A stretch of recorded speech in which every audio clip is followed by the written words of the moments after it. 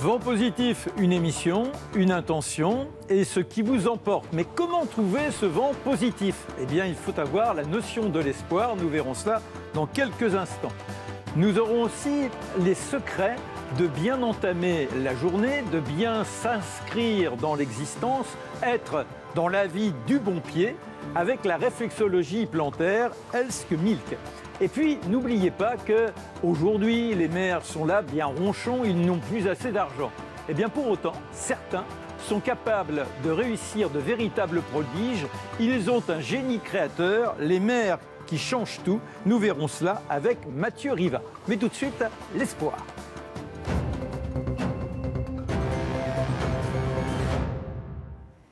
Ah, c'est beau comme ça annoncer l'espoir, mais alors si je me fie en vous lisant entre les lignes, il y en a un qui a dit « l'espoir, c'est une vertu d'esclave ». Sioran. Oui, mais Sioran, justement, oui.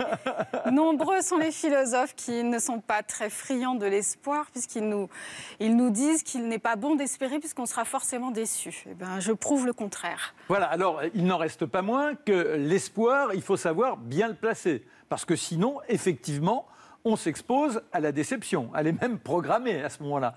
À un moment donné, vous parlez de Gatsby, alors ce roman que j'espère beaucoup ont lu, où le héros est à la recherche de l'amour perdu, non pas du temps perdu, mais ça devient un temps perdu, parce que malheureusement, c'est un amour impossible à reconquérir. Mais il fait tout et ne pense qu'à ça, c'est une obsession. Donc c'est une mauvaise mise.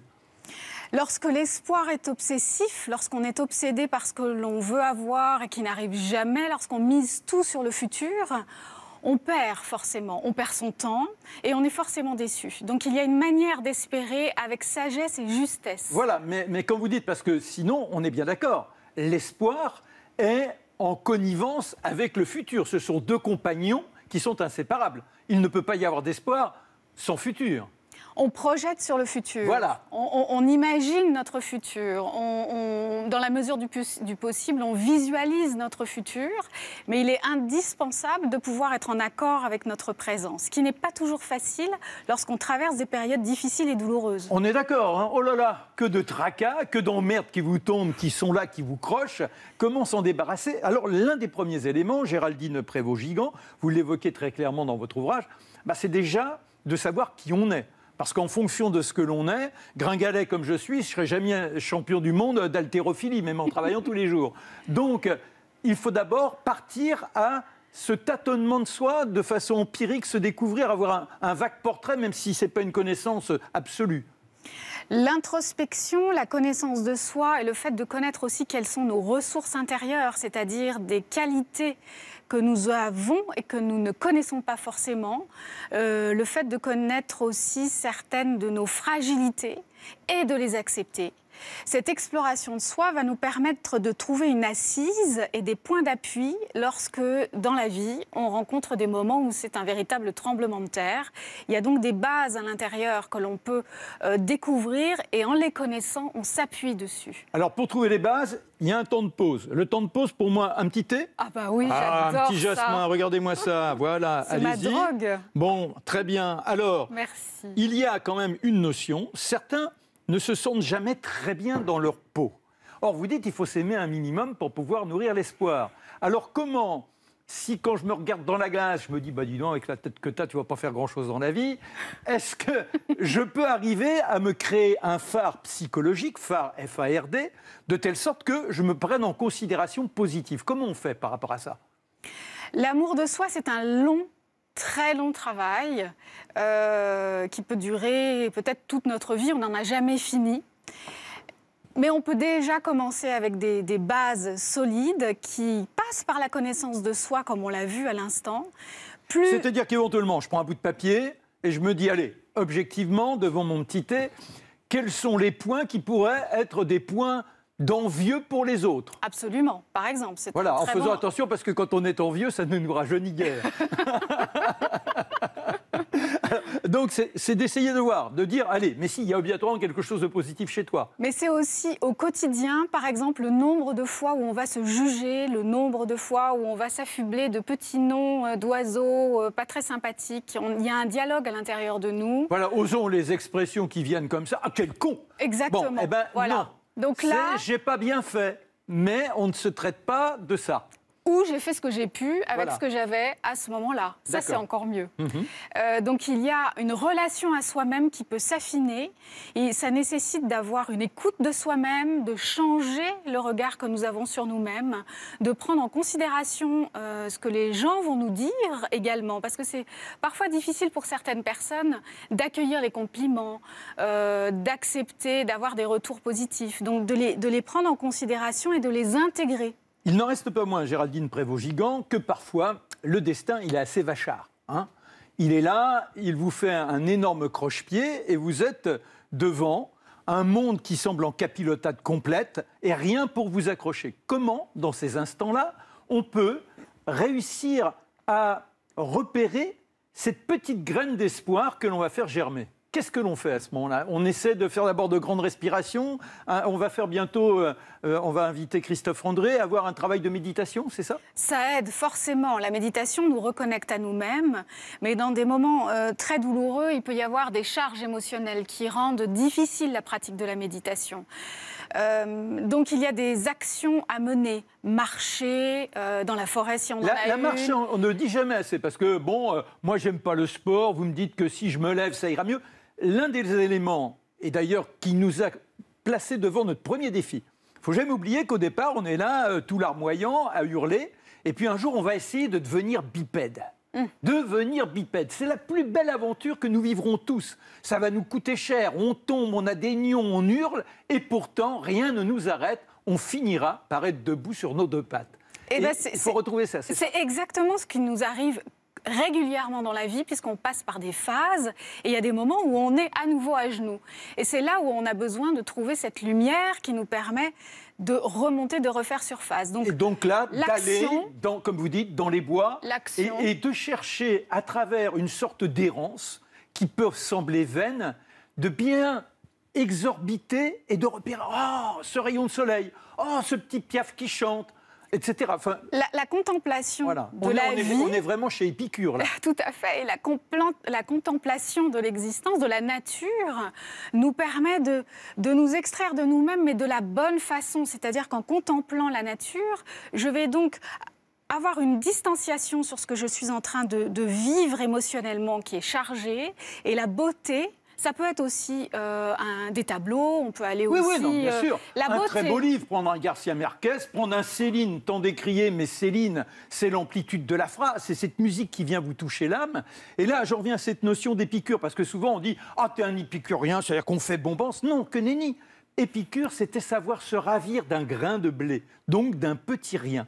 Et ça, c'est essentiel. Et donc, de le noter sur un cahier, là aussi. Donc, savoir marcher, on pourrait retenir ça. Savoir marcher, avoir un cahier, un papier et noter ces petits moments merveilleux. Ces moments merveilleux et s'entourer, c'est-à-dire ne pas hésiter à parler avec ses amis, car l'espoir vient dans ces moments où on est vraiment, vraiment en train de toucher le fond. L'espoir vient aussi de ces petites phrases transmises par nos amis, par les personnes que l'on aime, par les personnes proches. Mais enfin, il faut faire attention, parce que parfois, il y a aussi dans l'entourage ceux qui disent... Alors, on entre dans une sorte de compassion qui devient une véritable... Oh, comme je te plains. Oh. Oh là, mais comment tu vas faire, mon pauvre gars? Comment tu vas... Non, mais il faut faire attention. Et vous en parlez d'ailleurs, hein, des lois de l'entourage et des lois du transgénérationnel. Transgénérationnel, avec toutes ces croyances que l'on peut avoir sur la vie. Et bien entendu, certains amis, ne s'étant pas dégagés de ces croyances limitantes, peuvent avoir tendance à nous communiquer ces visions négatives de l'existence. Et c'est ce qu'on appelle les projections. Donc, en effet, choisir les bons amis, ceux qui ont peut-être déjà accompli un certain chemin, une certaine réflexion, qui ont une vision positive de l'existence et une relation à la vie qui soit positive, lumineuse, aidante. Alors, Géraldine Prévost-Gigant, dans ce livre qui s'appelle « Les pouvoirs de l'espoir », vous n'en parlez pas, mais avoir comme référent parfois ceux qui, dans le monde, sont... Moi, il y a un pays qui me fascine, c'est Haïti. Et vous allez à Haïti, il est considéré comme le dernier pays ou l'avant-dernier pays du monde en richesse. Là-bas, ils ont des cabanes qui tiennent à peine debout, sont des ajustements, il y a des cyclones. Tout leur tombe sur la tête et dans la rue, ils passent leur temps à chanter. La connexion à la nature, la connexion à la beauté, et puis peut-être aussi un transgénérationnel, une vision de la vie qui se transmet de génération en génération. Ça veut dire aussi savoir relativiser ? Absolument, savoir relativiser, poser un regard différent sur notre vie, dans notre société, et notamment la société française, l'espoir a peu de place. Et donc, réhabiliter l'espoir, c'est aussi participer à un collectif, à être en harmonie, ensemble, c'est-à-dire c'est une harmonie individuelle et collective. Et donc s'entourer de beauté, s'entourer des belles choses, plutôt créer le focus sur ce qui est beau. Je ne dis pas être dans une sublimation qui détache du réel. Non. L'optimisme béat. Absolument pas, absolument pas. C'est ce juste équilibre entre le réel et la beauté, le rêve, ce juste équilibre entre les deux crée une sagesse. Voilà, et savoir aussi avoir le bon livre sur la table de chevet, ça ne coûte pas si cher que ça, un livre, ou même on en trouve aujourd'hui sur les bancs de métro, ceux qui volontairement les abandonnent, et un bon livre de poésie, même simplement Prévert. Prévert, il a la petite touche qui vient vous taquiner le cœur. Merci beaucoup Géraldine Prévost-Gigand, Les pouvoirs de l'espoir chez Odile Jacob, voilà. C'était notre première intervenante. Dans quelques minutes, vous verrez comment, bien, si véritablement il n'y a pas ce ressort, c'est peut-être dans vos pieds qu'il se niche, et ce sera avec Elske Milk. Mais en attendant, nous allons avoir une belle démonstration de ce que certains maires dépourvus de finances arrivent à créer. Et ça, c'est avec Mathieu Riva, ces maires qui changent tout.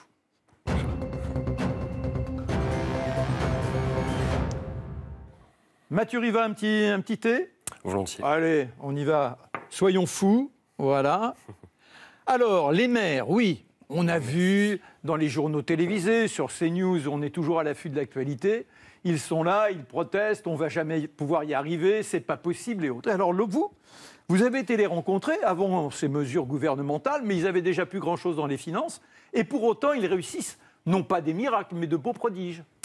Oui, alors effectivement, l'objectif du livre, c'est de démontrer en quoi l'échelon communal, l'échelon municipal peut être un échelon intéressant pour changer les choses au niveau du territoire et pourquoi pas ensuite inspirer et s'aimer en fait à différents échelons, que ce soit ensuite au niveau des communautés de communes ou des pays en fait. Alors on va prendre quelques chapitres de votre ouvrage.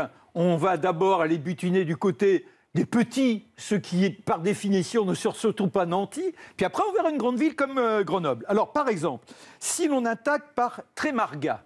Alors, à Trémargat, effectivement, c'est un petit village du centre-Bretagne, donc à 1 heure de Saint-Brieuc, au sud. Alors, eux, ils mènent un certain nombre d'initiatives très intéressantes. Ils sont combien à peu près? Ils sont 200 à peu près. 200, d'accord. C'est vraiment le petit village, oui. Exactement. Sachant que l'une des spécificités du village, c'est que dans les années 50-60, comme tous les villages en zone rurale, ils ont subi un exode rural très important. La population baissait fortement et puis vieillissait. Et à la fin des années 70, en fait, il y a des jeunes paysans néo-ruraux qui sont arrivés, 6 couples, en fait. Ce que l'on aurait dit dans les fin des années 70, des hippies. Voilà, en quelque sorte. En tout cas, c'était vraiment des gens qui avaient la volonté de s'installer dans le village et puis d'y développer une agriculture paysanne respectueuse de l'environnement. Ce qui est intéressant, c'est qu'on a l'impression aujourd'hui qu'il y a un nouvel essaimage de ce genre de personnage qui se dit « j'en ai marre de cette vie tapageuse où on est bousculé, essayons de trouver le petit endroit où on va s'enraciner ». Donc c'est un bel exemple à méditer, celui de Oui, effectivement. Et effectivement, il y a aujourd'hui une vague aussi de gens qui quittent les villes pour s'installer à la campagne. Alors qu'est-ce que l'on fait d'exemplaires à Trémalgat ? Alors, il y a beaucoup de sujets possibles. L'un des grands aspects de Trémargat, c'est d'essayer en fait de favoriser l'installation de jeunes paysans qui ne sont pas nécessairement à la base venant de familles de paysans. Mais quand on dit ça, on se dit il faut du budget, parce que si je veux monter ma ferme, il va falloir que je dispose de quelques finances. En l'occurrence, qu'est-ce que le maire et la communauté? Parce que c'est plus une commune, ça devient une sorte de communauté. Oui, tout à fait. Oui, effectivement. D'ailleurs, c'est en fait l'échelon communal, là, ça devient quasiment une communauté politique en fait, qui gère ça fait presque affaires. Penser aux phalanstères de Fourier. Voilà, il y a quelque chose de cet ordre-là, effectivement. Donc eux, ils ont monté une SCI. Donc ils ont. C'est une SCI. Donc c'est une société. Non mais oui, c'est en fait c'est une structure juridique en fait qui leur a permis de mettre des parts en fait. D'accord. La On est tous commune, mais actionnaires. aussi, voilà, la commune, mais aussi des habitants, voire même des habitants de Saint-Brieuc qui ont accepté en fait de mettre un peu d'argent. Ils ont construit comme ça un petit capital. Et quand des terres se sont libérées aux alentours de Trémargat, La commune a préempté. voilà, la commune a préempté ces espaces pour éviter qu'ils soient pris en fait par des Par des agriculteurs, lotisseurs ou des choses comme des ça. lotisseurs ou des agriculteurs qui viendraient installer un champ de maïs, mais par contre, du coup, qui ne vivraient pas dans le village. D'accord. Donc, eux, le parti pris, c'était de favoriser l'installation de jeunes paysans qui mènent une agriculture respectueuse de l'environnement et qui s'installent aussi dans le village. Et tout le pari, en fait, qu'ils ont fait, c'était de la maîtrise du foncier pour pouvoir justement installer des fermes et donc des familles. Aujourd'hui, il y a 19 fermes sur le village. C'est énorme sur un petit village. C'est très important. 19 fermes, ça fait, disons, 19 fermes, ça fait 60 personnes. C'est ça. Voilà. Non, et du coup, c'est ça qui a permis notamment de réinsuffler en fait de la vie et un élan dans le village. Et vous avez l'impression que ces 19 fermes, alors que le monde agricole pleure énormément, malheureusement aussi trop victime des multinationales qui leur imposent un certain type de culture, là, vous avez l'impression qu'ils arrivent tous à être dans une certaine autonomie financière, à avoir non pas une grande aisance, mais de quoi vivre? Oui, alors du coup, c'est à chaque fois, c'est un choix de vie. En fait, quand on les rencontre, ça ressort fortement. Ce qui est très spécifique là, c'est qu'en fait, eux, ils sont sur des espaces qui sont relativement petits. Ouais. Ils arrivent à produire suffisamment pour répondre à leurs besoins qui ne sont pas non plus démesurés. D'accord. Mais du coup, comme ils sont sur des espaces petits, ils n'ont pas besoin d'avoir énormément de machines. Ils ont souvent une agriculture respectueuse de l'environnement, donc sans pesticides, bio. Donc, et ça leur permet aussi de mieux valoriser leur travail parce qu'ils passent par les circuits courts, en fait. Alors, circuit court, c'était la question qui me venait. Ouais. En l'occurrence, c'est se mettre d'accord avec un magasin qui regroupe plusieurs petits producteurs comme ça. Mais est-ce qu'ils vont éventuellement aussi sur les marchés? Vous savez, c'était la vieille tradition à une époque. Oui, tout à fait. Ouais. Alors effectivement, ils ont plusieurs débouchés possibles. Il y a d'abord l'épicerie associative du village, qui est un des points où ils peuvent justement vendre leur production. Et cette épicerie, les tenants sont payés par l'ensemble de la communauté? Alors du coup, c'est une association. D'accord. Donc en fait, elle est ouverte 2 heures par jour à peu près. Et en fait, c'est des bénévoles qui viennent de 17h à 19h, grosso modo, tenir en fait la caisse et permettre ainsi à l'activité de tourner en fait et à l'épicerie. Très bien. tourner. Alors ça, c'est donc... on va les laisser, mais allez visiter Trémargat. Trémargat, c'est Ouais. juste à côté de Saint-Brieuc. C'est ça. On peut aller faire un petit tour, c'est du côté de Puy-Saint-André. Alors Puy-Saint-André, c'est aussi un autre exemple très intéressant où là, en fait, le maire, lui, a développé Là, tout c'est un tas combien de personnes? d'initiatives. À peu près pareil. Il y a Pareil, un d'accord. petit peu plus, je crois peut-être 500 Oui, de moi j'habite un mémoire. village bourdonnais, on est 420. Voilà. Bah, du coup, ça doit être dans ces eaux-là. Et alors, donc, une oui. des préoccupations du maire, en fait, c'est de développer, de travailler sur la question de l'énergie. Donc l'énergie renouvelable. Donc eux, ils ont monté une SEM, donc une société d'économie mixte, Oui. dans laquelle la commune et les habitants, notamment, sont impliqués. Là aussi, en fait, ils participent financièrement, donc ils constituent un capital qui permet ensuite d'investir dans l'achat de panneaux photovoltaïques, la production et la distribution de l'énergie. D'accord, là ça s'appelle la sève. Oui. Si je vous ai bien lu, il semblerait qu'aujourd'hui, ils aient un droit de copyright. Alors, je ne sais pas s'ils demandent des royalties, mais toujours est-il que leur système est récupéré par d'autres communes. Et donc, on retrouve le principe un peu partout qui s'appelle la sève aussi. Alors, je sais pas si c'est un copier-coller, en tout cas, et je ne pense D'accord. pas que ça soit nécessairement le cas, parce qu'en fait, ce sur quoi insiste Pierre Leroy, donc le maire qui a l'initiative de cette action, c'est bien que la sève, en fait, c'est un exemple, mais qui est adapté à Puy-Saint-André et à l'écosystème briançonnais. Là, on est dans le Briançonnais, Ouais. plutôt ensoleillé, oui. Oui, alors du D'accord, coup, c'est c'est important, une des spécificités, effectivement, c'est un territoire qui bénéficie d'un ensoleillement important. Et donc, assez logiquement, c'est les panneaux photovoltaïques qui ont été choisis. Est-ce que ça crée une solidarité? Est-ce que vous avez l'impression, vous qui allez avec votre plume dans des villages comme ça, qu'il y a une sorte de côté guiré, qu'on se sent bien, qu'on est dans la... Allez, c'est peut-être un grand mot, mais dans une forme de fraternité? Alors oui, en tout cas, il y a un élan collectif qu'on trouve pas forcément ailleurs. Que ce soit à Puy-Saint-André ou à Trémargat, il y a effectivement une volonté de la part des maires de faire en sorte d'associer autant que possible les habitants, de les inciter aussi à proposer des initiatives. Et il y a une vie collective qui est assez enthousiasmante. Il y a une espèce de vitalité aussi démocratique. Voilà, bientôt on finira comme dans certains peuples ancestraux. On se convoquera le matin, on étudiera les rêves pour savoir ce qui se cache dans les rêves. Alors là, on pourrait se dire, oui, mais bon, tout ça, c'est un peu folklorique, ce sont des petites niches. Mais une ville comme Grenoble a ses propres initiatives, ça c'est fou, non? Oui, alors il y a effectivement une question de taille, mais c'est un sujet effectivement que j'ai à chaque fois essayé de creuser en disant est-ce que le fait qu'on soit... Dans ce livre qui s'appelle « Ces maires qui changent tout », Actes Sud. Voilà, en se disant, est-ce que les petits villages, finalement, c'est pas plus simple parce que on est à une échelle plus petite. Et en réalité, cette question-là, je l'ai posée à chacun des échelons. Et clairement, c'est pas nécessairement une question d'échelle, même s'il y a une facilité qui peut être Mathieu Riva, à Grenoble. Quels sont les points spécifiques qui, justement, distinguent cette grande ville des autres? Et là, on pourrait se dire qu'il y a véritablement à puiser une façon d'être, de se comporter, de diriger la ville. Alors à Grenoble, un des grands sujets qui les préoccupe, c'est la question du transport, comme dans beaucoup de grandes villes. Oui, mais en plus là-bas, ils sont enclavés. Il y a donc il y a vraiment des sujets très importants à ce niveau-là. Et puis, ce qui peut être intéressant à regarder, c'est de quelle manière aussi la commune initie en fait des actions. C'est-à-dire, elle dessine un cadre, par exemple, pour les jardins partagés.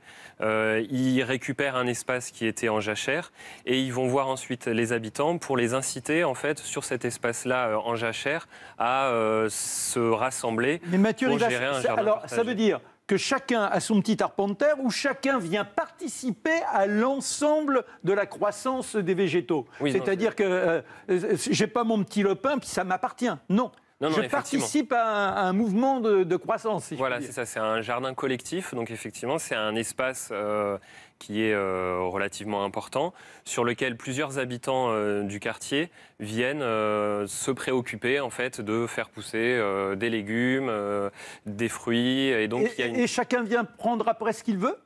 Chacun vient prendre après ce qu'il veut, effectivement. Donc là, ça demande quand même le respect de l'autre. Oui, et puis, quand on sait que chez les fourmis, qui sont réputées pour être des besogneuses, chez lesquelles il n'y aurait jamais une feignasse, pour reprendre un terme presque du président de la République, il y a des feignasses chez les fourmis. Alors là, on pourrait se dire celui qui attend et qui va juste récolter. Eh bien, en fait, c'est ça qui est intéressant, c'est que précisément, quand il y a un élan collectif et quand il y a un partage qui se fait, tout le monde met la main à la pâte, quoi. En gros, et c'est assez peu rare qu'il y ait effectivement des passagers clandestins. Et puis, à la rigueur, s'il y en a, c'est pas grave, quoi. D'accord. Et puis, on lui fait une petite leçon de morale. C'est formidable parce que ça donne envie de croire en une société qui sera effectivement meilleure, une société dynamique, une société que l'on s'approprie. Ces maires qui changent tout, le génie créatif des communes. Mathieu Riva aux éditions Actes Sud. Merci beaucoup. Merci. On se retrouve dans un instant pour voir comment aller du bon pied, et oui, comment la réflexologie plantaire peut nous dynamiser à tous les niveaux, psyché et corporel, avec Elske Milk.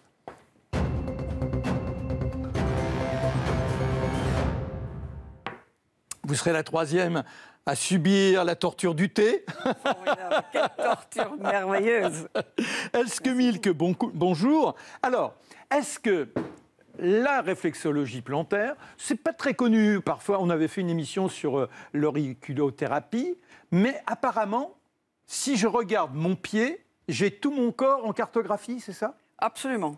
On trouve ça pour plusieurs extrémités du corps. Ouais. Justement, en auriculothérapie, qui est beaucoup plus connue en France.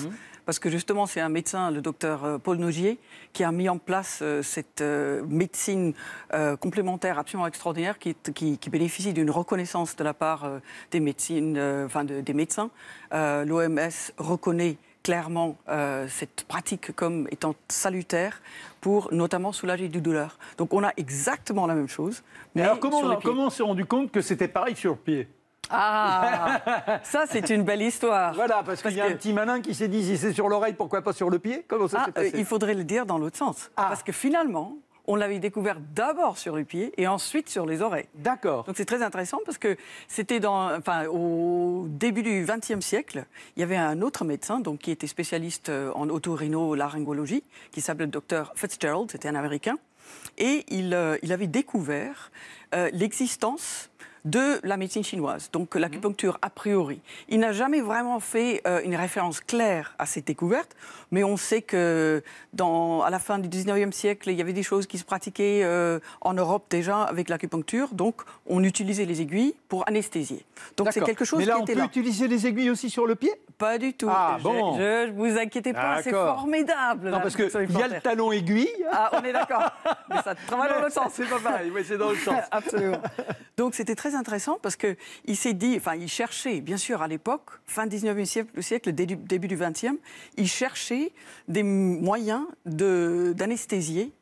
D'anesthésie, parce qu'effectivement, il y avait l'opium qui existait à l'époque et tout ça, mais quand même, on n'avait pas... N'oublions pas que Freud, entre autres, a utilisé la cocaïne et il l'a même conseillé pour des opérations, voilà. Absolument, donc c'était à peu près ce qu'ils avaient.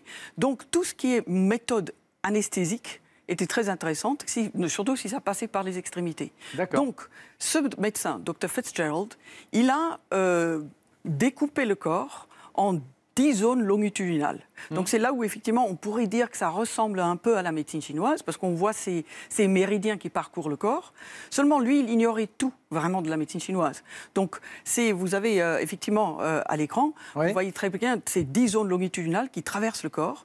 Et donc vous voyez que... Et que l'on sollicite par le pied, les doigts de pied, etc. Chaque point très précis, on est au millimètre, là c'est du travail d'horloger. Ah, absolument, mais vous allez voir donc la zone par exemple qui part du pied, du pouce du pied, il traverse tout le corps, il va jusque dans la tête. Donc effectivement, si on a des problèmes de maux de tête, de rhinite allergique, des choses comme ça, on va plutôt aller trouver les zones réflexes qui permettent de les soulager sur le pouce du pied. Alors vous enseignez la réflexologie, vous avez écrit des livres sur la réflexologie qui sont des références en tant que telles.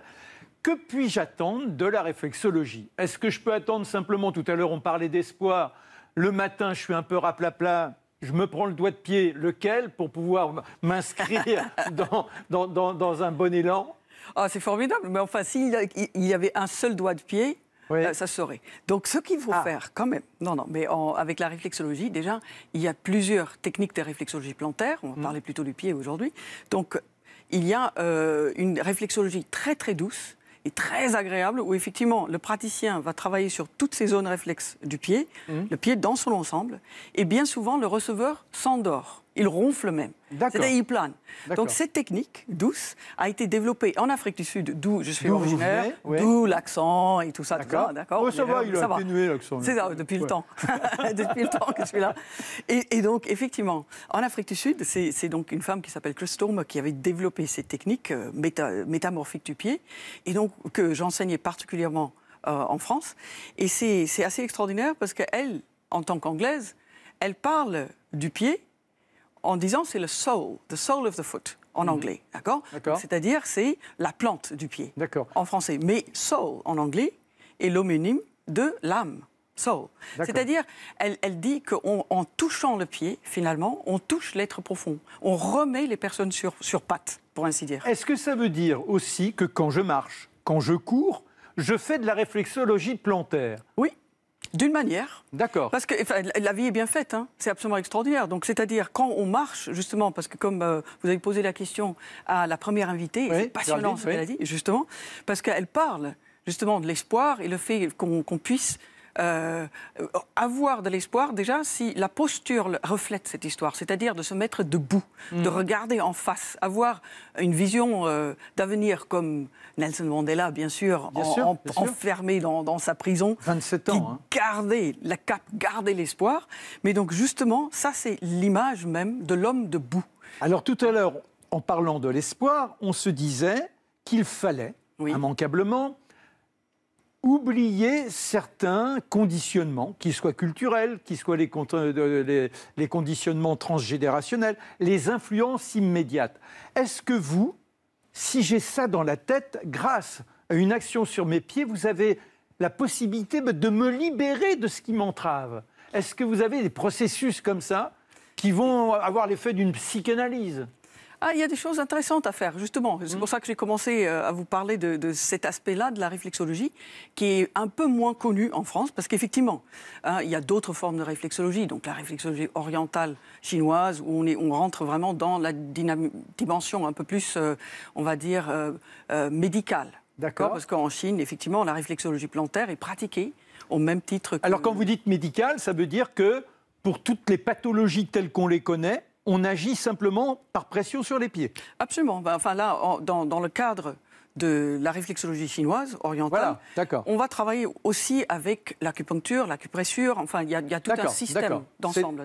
C'est intégré à une... La semaine dernière, on parlait avec Michel Odoul de la médecine chinoise. C'est l'un des pans de la médecine chinoise. Ça en fait partie, absolument. D'accord. Et donc ça, bien sûr, la réflexologie plantaire a ses sources dans la médecine. Quand même, la médecine occidentale aussi, parce que c'est une des premières, une des seules techniques corporelles qui travaillent sur l'énergétique, qui est occidentale. Alors, quels sont les résultats les plus spectaculaires en matière de pathologie ou simplement de ce redynamisme dont on a besoin? Alors, quels sont les résultats les plus incroyables? Bon, d'abord, la première chose, bien sûr, c'est la détente. Ça, c'est sûr, la détente, parce que finalement, ça a l'air rien du tout de parler de la détente globale. Mais c'est un phénomène absolument formidable pour soutenir n'importe quelle fonction biochimique dans le corps, pour redonner l'espoir, justement, pour permettre à la personne de faire baisser le stress. La langue française est très riche, puisque vous dites détente, on s'allonge, mais c'est aussi la détente. C'est le rebond, le ressort. Absolument, tout à fait. Donc vous avez, donc il y a la détente globalement, on est d'accord, et la détente effectivement, de partir de bon pied, on est d'accord. Mais après il y a aussi des choses un peu plus complexes, bien sûr, comme des migraines par exemple, des maux de tête chroniques. Donc bien souvent, on va pouvoir améliorer ce type de conditions par un travail sur les zones réflexes. Il n'y a bien sûr pas du tout, c'est pas un interrupteur, c'est pas un bouton interrupteur, j'appuie sur le point mal de tête et puis le mal de tête va disparaître, évidemment que non. Hein.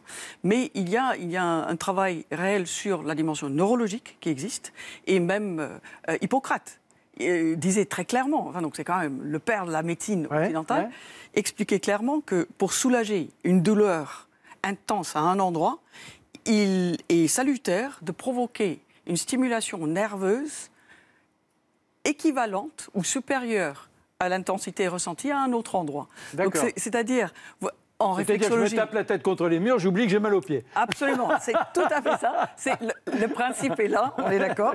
Seulement, on n'a pas besoin en réflexologie de se taper le pied contre le mur. Ce qu'on va faire, effectivement, par certaines techniques de stimulation, c'est une stimulation assez intense, profond, donc ça peut être relativement sensible. Je ne voudrais jamais que la réflexologie soit douloureuse.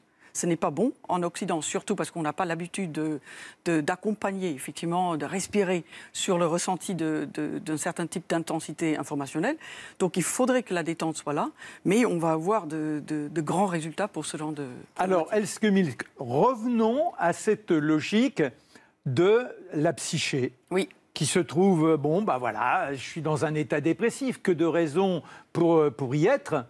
Comment je vais pouvoir, grâce à cette pratique, retrouver ce vent positif que nous vantons tant ici sur CNews? Absolument, c'est formidable, parce que heureusement que vous revenez aux questions, parce que sinon j'ai tellement de choses à dire, je ne vous répondrai pas. Hein. C'est vrai. Donc, justement, il y a un travail à faire, qui est assez simple à faire en auto-soin pour soi-même. Vous n'avez même pas besoin d'un réflexologue pour le faire. On va noter ça en dernier point. C'est ça, absolument. Donc, c'est de commencer par vous stimuler la plante du pied droit en tournant dans les sens des aiguilles d'une montre, donc sur votre pied. Vous tournez dans le sens des aiguilles d'une montre, au niveau du creux de pied, pour vraiment remplir. D'accord, je fais ça avec mon pouce. Avec votre pouce, et ensuite vous faites la même chose sur l'autre pied. Ça, c'est vraiment ce qu'on appelle le point starter. C'est le point de démarrage. C'est un point fondamental en médecine chinoise qui s'appelle le point source du méridien du Rhin. Et en médecine chinoise, en plus, on lui donne un nom poétique, c'est la fontaine jaillissante ou la source bouillonnante de l'énergie. Et voilà, donc ça, c'est déjà quelque chose que vous pouvez faire pour vous dynamiser, pour partir de bon pied le matin. Alors, il paraît qu'il y en a un dont on susurre beaucoup le nom sur les antennes, etc. Il a fait ça et ça l'a mis en marche. Absolument. Merci beaucoup. Votre livre, La réflexologie plantaire, le vent positif, eh bien, il restera sur CNews. Et c'est avec joie que je vous accueillerai la semaine prochaine. Merci, au revoir.